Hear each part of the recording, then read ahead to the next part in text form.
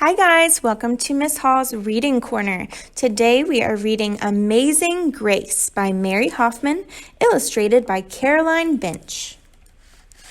Grace was a girl who loved stories. She didn't mind if they were read to her or told to her or made up in her own head. She didn't care if they were from books or movies or out of Nana's long memory. Grace just loved stories. And after she heard them, and sometimes while they were still going on, Grace would act them out, and she always gave herself the most exciting part. Grace went into battle as Joan of Arc and wove a wicked web as Anansi the spider. She hid inside the wooden horse at the gates of Troy. She went exploring for lost kingdoms. She sailed the 7 seas with a peg leg and a parrot. She was Aladdin rubbing his magic lamp to make the genie appear.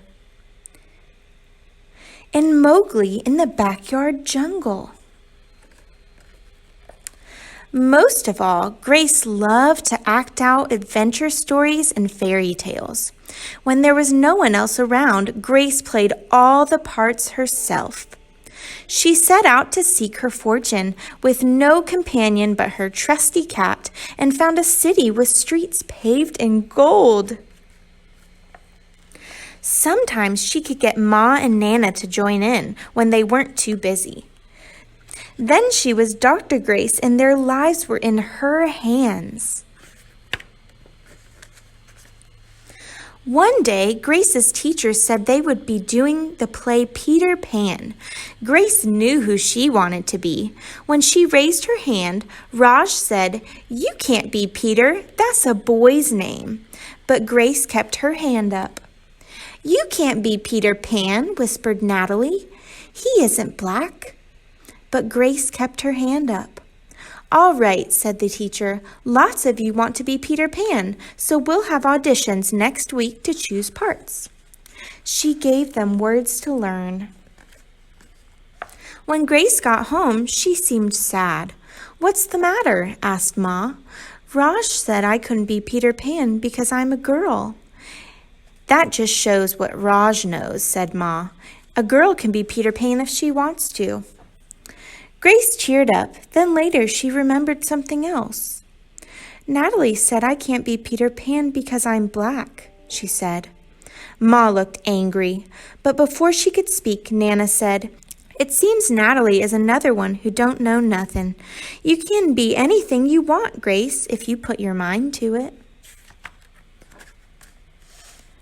On Saturday, Nana told Grace they were going out. In the afternoon, they caught a bus and a train into town. Nana took Grace to a grand theater. The sign outside read, "Rosalie Wilkins in Romeo and Juliet in sparkling lights."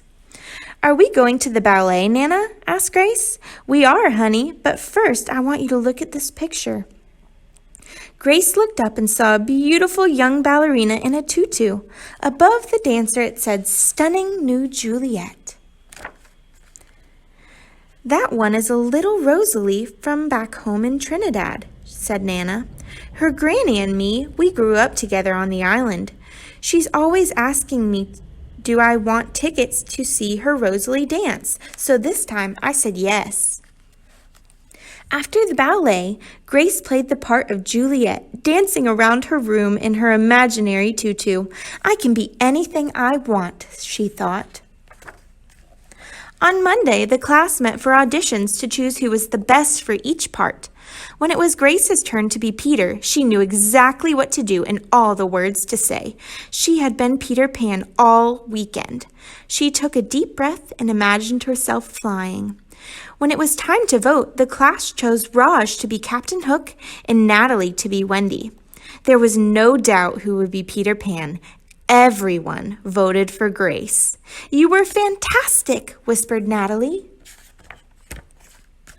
The play was a big success, and Grace was an amazing Peter Pan.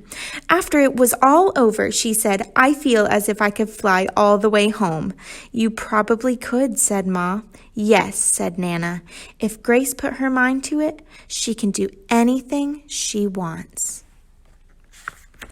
The end. See you guys next time.